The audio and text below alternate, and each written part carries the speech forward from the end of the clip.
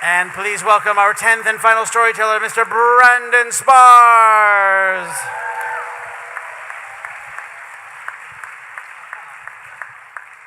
I don't think so. So I lived and worked in Bali, Indonesia for several years. There I met a beautiful young woman, fell in love, and we decided to get married.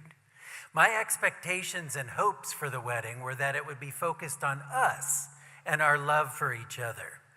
This was not to be the case, and I realized that the minute we started planning the wedding.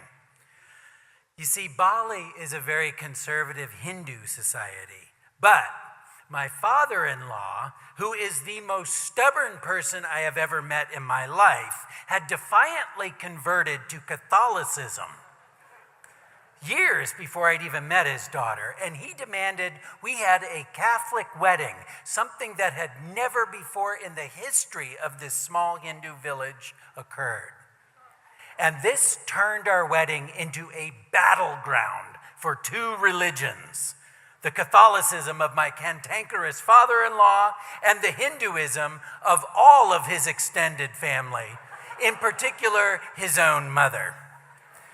There were no churches for miles, and so the wedding was going to be held in the family's garden.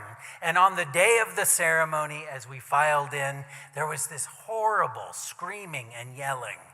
And that was because my father-in-law had locked his own mother in one of the bedrooms.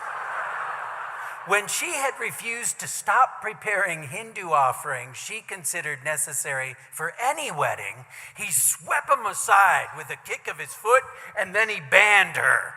He banned his own mother from her granddaughter's wedding.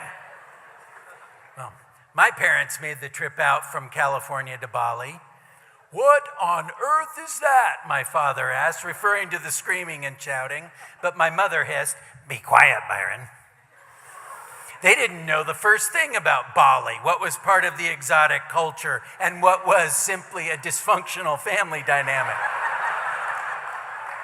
A Catholic priest had to be driven 3.5 hours, and in the white robes of the Catholic Church, he took his position in front of us all in the garden, and with the grandmother still screaming and yelling, the ceremony began.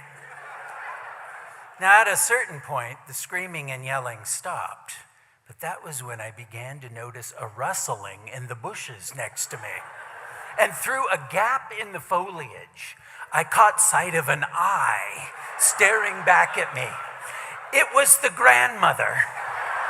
And she had escaped from the bedroom and snuck in as close as possible, bearing with her what she considered to be the most essential Hindu wedding offering, the sacrifice of a live pig. Just as I was about to say my one line, "I do," she began to slice the throat of the pig. And a horrible, hosey squealing erupted from the bush. Dub, dub. My father-in-law was on his feet. He had not underestimated his own mother. And he gave a signal, and two men I'd never seen before who'd been at the ready descended on the bush.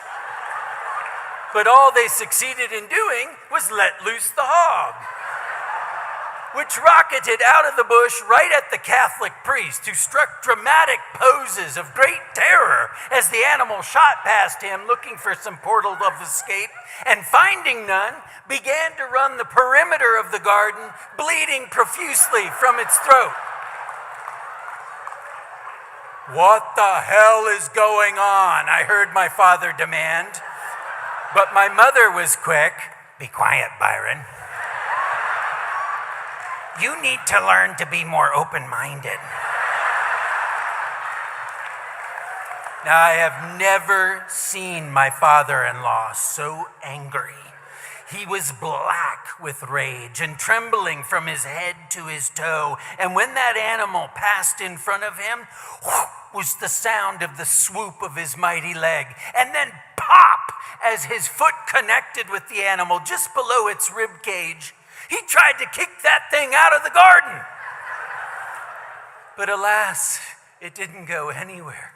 It flopped right in front of him in the dust, completely lifeless. The force of the blow had been transmitted to the weakest link. the animal's open throat. And a spray of blood shot out of the pig all over the priest.